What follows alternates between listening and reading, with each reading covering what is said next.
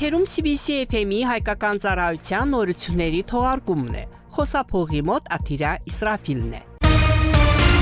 Հունիսի 19-ին Ադրբեջանի նախագահ Իլհամ Ալիևը ընդունել է BP-ի գործադիր տնօրեն Մյուրել Աուքինկլոսին։ Այս մասին տեղեկատվությունը զետեղված է պետության ղեկավարի պաշտոնական կայքում։ Հանդիպման ժամանակ գոհունակություն է հայտնվել Ադրբեջանի եւ BP-ի միջև բազմամյա հաջող համագործակցության կապակցությամբ եւ նշվել է, որ էներգետիկ ռեսուրսներից ստացված եկամուտները ուղղվում են երկրի սոցիալ-տնտեսական զարգացմանը։ Զրույցի ընթացքում անդրադարձ է կատարվել Ադրբեջանի դերին մի շարք եվրոպական երկրների էներգետիկ անվտանգության ապահովման գործում։ Ընդգծվել է Ադրբեջանի մեծ ներուժը ոչ միայն ածխաջրածնային ռեսուրսների ոլորտում, այլև վերականգնվող էներգիայի բնագավառում։ Այս համատեքստում նշվել է BP-ի նախագծի կարևորությունը, որը իրականացվում է օկուպացիայից ազատագրված տարածքներում։ Հանդիպման ընթացքում նաև մտքեր են փոխանակվել Ադրբեջանի պետական նավթային ընկերության եւ BP-ի միջև համագործակցության հեռանկարների վերաբերյալ։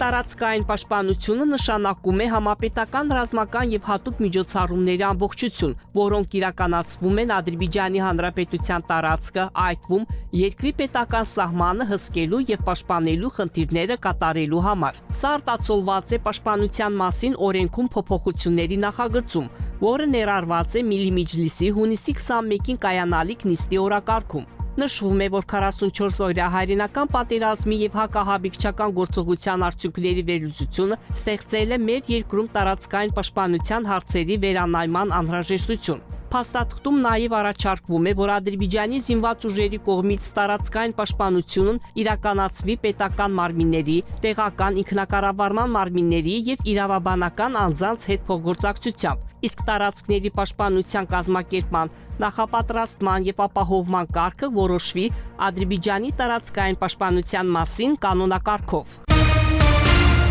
Ռուսաստանի եւ Ադրբեջանի միջև առևտրաշրջանառությունն անցյալ տարի աճել է 7%-ով։ Սա լավ ցուցանիշ է։ Այս մասին հայտարարել է Ռուսաստանի նախագահ Վլադիմիր Պուտինը Սանկտ Պետերբուրգի միջազգային տնտեսական ֆորումի շրջանակներում համաշխարհային լրատվական գործակալությունների ղեկավարների հետ հանդիպման ժամանակ։ Մենք ունենք լավ նախագծեր հյուսիս-հարավ եւ մի քանի այլ լավ ուղղություններ լոգիստիկայի, արտադրության, նավաշինության ոլորտում։ Մենք պատրաստ ենք Բաքվի գործարանը բեռնել մեր պատվերներով։ Հուսով եմ, որ մենք այս ամենը կիրականացնենք, ասել է Ռուսաստանի պետության ղեկավարը։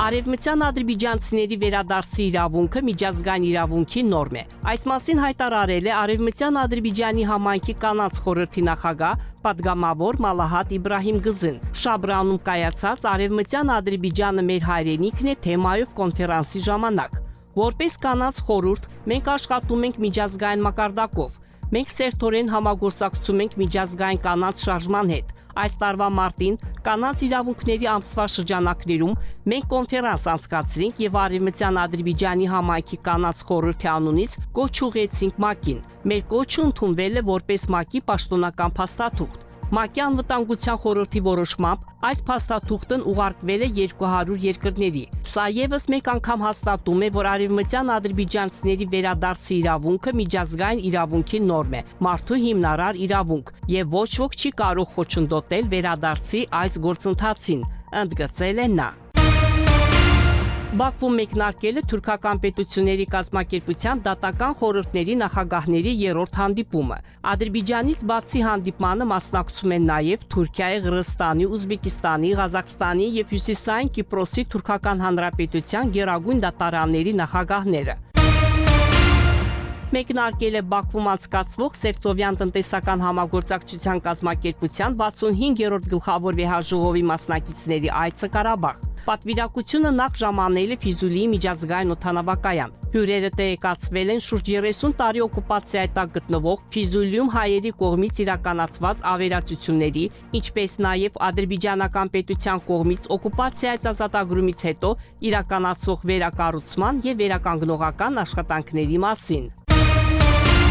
Աշխատանքի եւ բնակչության սոցիալական պաշտպանության նախարարությունը հերթական հանդիպումն է անցկացրել օկուպացիայից ազատագրված Ադրբեջանի տարածքում գործող գործատուների հետ։ Այս մասին տեղեկացրել են գերատեսչությունից։ Աշխատանքի եւ բնակչության սոցիալական պաշտպանության փոխնախարար Վուսալ Նասիրլին նշել է, որ մեծ վերադարձ պետական ծրագրի իրականացման աշխատանքների կարևոր ոլորտներից մեկն էլ հայրենի հողեր վերադարձող բնակիչների զբաղվածության ապահովումն է։ Նա ընդգծել է գործատուների հետ սերտ համագործակցության կարևոր դերը այս նպատակով ակտիվ զբաղվածության ծրագրերի իրականացման գործում։ Հանդիպան ժամանակ քննարկվել է օկուպացիայից ազատագրված շրջաններում բնակվող եւ ապրելու մտադրություն ունեցող քաղաքացիների զբաղվածության ապահովման ոլորտում իրականացվող աշխատանքը, ինչպես նաեւ այս ուղղությամբ միջոցառումների հետագա ամրապնդման եւ արդյունավետության բարձրացման հարցեր։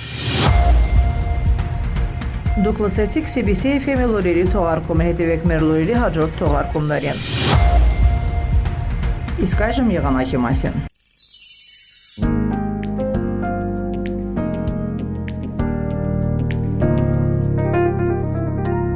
Բաքվում եւ Աբշերոնի թերակղզում սպասվում է փոփոխական անպամատություն, հիմնականում առանց ստեղումների եղանակ։ Սակայն օրվա առաջին կեսին թերակղզու որոշ հատվածներում թույլ անձրև կտեղա, քամին հարավ-արևմտյան։ Օդի ջերմաստիճանը գիշերը կկազմի 19-22, ցերեկը 25-29 աստիճան տաքություն։ Ադրբեջանի որոշ մարզերում սպասվում է առանց ստեղումների եղանակ, սակայն որոշ լեռնային շրջաններում կարճատև անձրև կտեղա, կդիտվի ամպրոպ եւ կարկուտ։ Օդի ջերմաստիճանը գիշերը կկազմի 17-21, ցերեկը 29-34, լեռներում գիշերը 5-10, ցերեկը 15-20 աստիճան տաքություն։ Շուշայում, Խոջալույում, Խոջավենդում, Խանքենդում սպասվում է 15-24, Աղդամում, Ֆիզուլիում 18-30, Ջաբրայիլում, Զանգիլանում, Գուբատլում 20-29, Լաչինում 14-26, Քելբաջարում 9-19 աստիճան տաքություն։